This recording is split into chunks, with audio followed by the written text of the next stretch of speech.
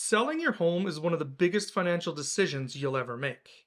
And yet, there are questions most sellers are thinking about, but never actually ask out loud. Maybe it feels awkward, maybe you don't want to seem uninformed.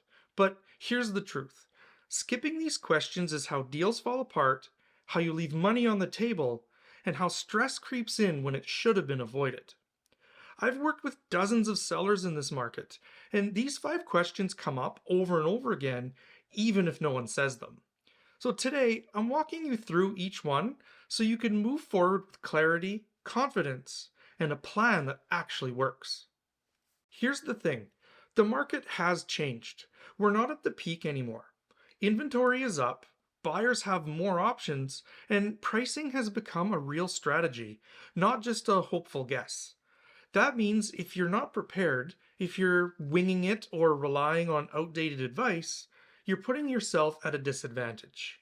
And in a competitive market, that can cost you thousands, or worse, keep your home sitting on the market while other listings move. The good news is you don't have to go in blind. Let's break down the five questions every seller should be asking so you can sell smarter, not harder. Is now a good time to sell? This is the first question on everyone's mind, and it's a fair one. The short answer: it really depends. Not on the headlines or what happened last year, but on your goals, your timeline, and your next move. Yes, the market has shifted. Buyers are being more selective, and homes aren't flying off the market like they were a couple years ago. But that doesn't mean you can't sell successfully. It just means you need a plan. If you have one, if you price strategically, market well, and prepare your home properly, you can still get strong results. And here's something people forget: if you're selling and buying in the same market, any challenge you face as a seller can actually become an advantage when you turn around and buy. So, timing isn't just about what the market's doing, it's about whether or not you're ready and what your goals and your future plans are. What happens after I accept an offer? A lot of sellers think accepting an offer is the finish line. It's not. It's halftime. After you accept, the buyer still has work to do: inspections, legal reviews, mortgage approvals, and possibly an appraisal. And here's what surprises people: it's not just the buyer who needs approval for the mortgage, the lender has to approve the property too. They need to confirm it's worth what the buyer's paying. And until all conditions are met and removed, your home isn't sold.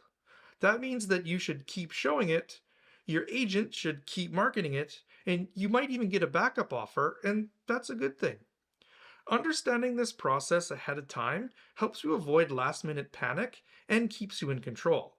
You'll know what to expect, what to watch out for, and how to respond if something comes up. What are the real costs of selling? Most sellers think about commission first, and yes, that's a part of the deal, but it's not the only cost. You've also got legal fees, moving expenses, possible repairs or upgrades before listing, staging, professional photography, and depending on your situation, taxes like capital gains. Then there's the cost of getting your home ready. You could be dealing with painting, landscaping, decluttering, and maybe replacing worn out fixtures.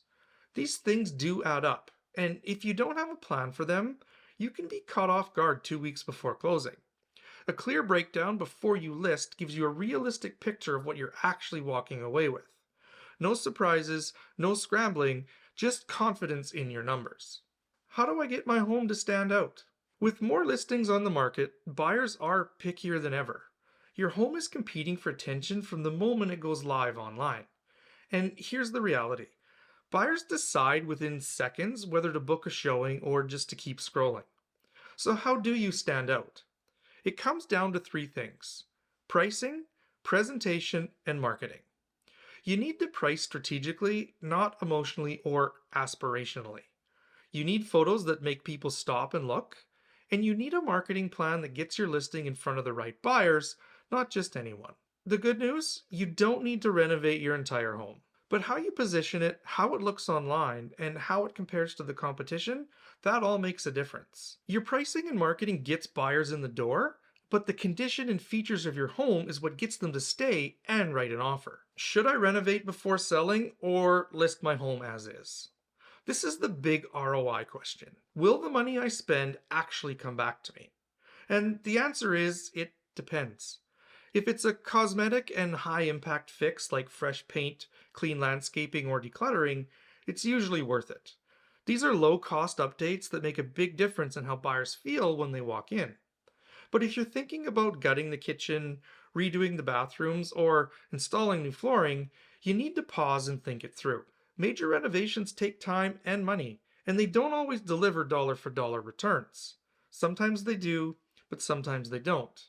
It really depends on your market, your timeline, and what buyers in your area actually care about. The last thing you want to do is spend $50,000 and only see $5,000 of it come back. So before you start swinging hammers, let's talk through what's smart and what's not.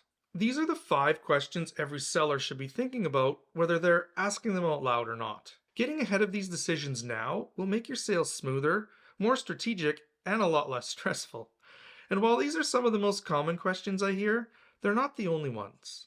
Every situation is different. If you've got a question I didn't cover here, drop it in the comments. I'd love to hear what's on your mind. And if you found this video helpful, give it a like and subscribe for more videos like this. Thanks for watching. We'll see you next time.